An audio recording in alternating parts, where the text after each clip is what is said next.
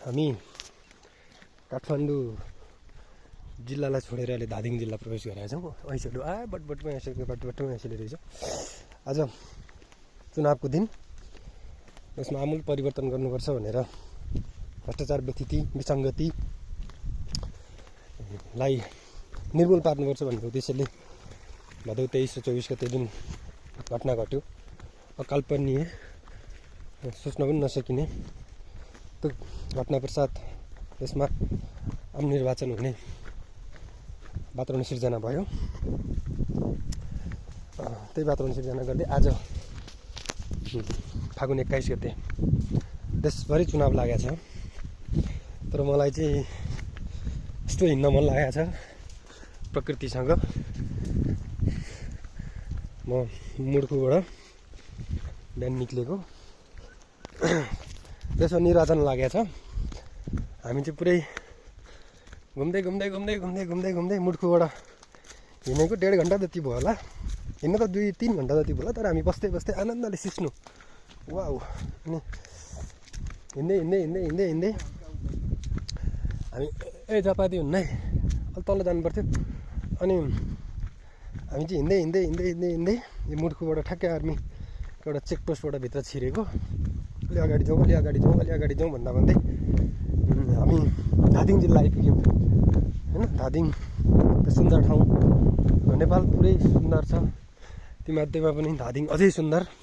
डाँडाकाँडा, हरिया डाँडाकाँडा धेरै छन्, राम्रो छ। ठिक छ, देशमा चुनाव लागेको छ। चुनाव राम्रो तरिकाले सम्पन्न होस्, कतै पनि केही दुःखद घटनाहरू नघटोस्। हामी जहाँ भए पनि यसपालि मैले मत हाल्न मन लागेन। परिवेश त्यस्तै भयो। अहिले मैले कुरा गर्न खोजेको, म धादिङ जिल्लामा छु, ठ्याक्कै धादिङ जिल्ला। कति कहाँनिर यो ठ्याक्क ठाउँ पनि थाहा छैन, तर म त्यस धादिङ जिल्ला, यो डाँडाबाट ठ्याक्कै त धादिङ जिल्ला रहेछ। धादिङ जिल्ला देखेँ मैले होइन। धादिङका बारेमा मैले ठुल्ठुला गफ सुनेको थिएँ, धादिङका नेताहरूको बारेमा पनि ठुल्ठुलो गफहरू सुनेको थिएँ। तर मलाई के लाग्यो भन्दाखेरि यस्तो सुन्दर छ क्या यो देश।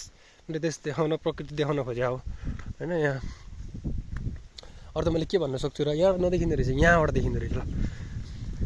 यो विकासको नाममा चरम दुरुपयोग भएको छ, मैले यहाँ पनि देखेँ।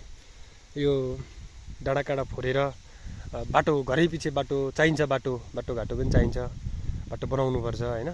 तर यो डाँडैभरि पुरै बाटो खोल्या रहेछ क्या। अब यो होइन, बाढी आउँछ, पहिरो जान्छ, मानवीय जनधनको क्षति हुन्छ।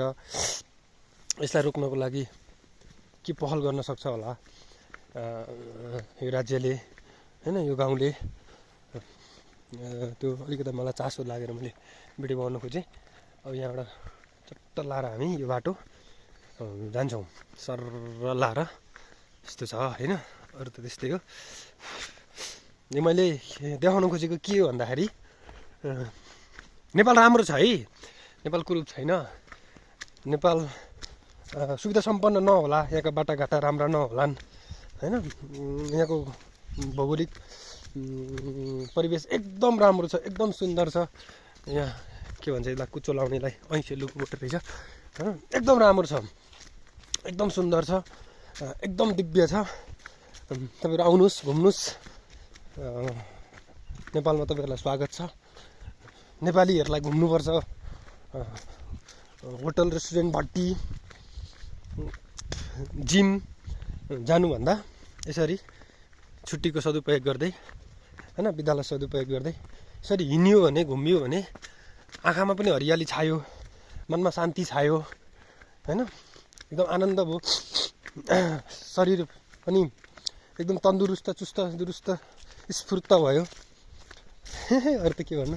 हस्त भाइ, आज भदौ 21 गते, के अरे सरी फागुन 21 गते चुनावको दिन म र एकजना स्वामीजी चाहिँ ट्याक्ट लाएर नमस्ते हामी यता आएको छौँ। अरू त भन्नु केही छैन, मलाई खासै बोल्न आउँदैन है, मिलाएर बुझ्नु होला होइन। अरू त केही होइन, दृश्य हेर्नु, भ्यू हेर्नु न, यस्तो राम्रो छ भनेर देखाउनु मात्रै खोजे हो।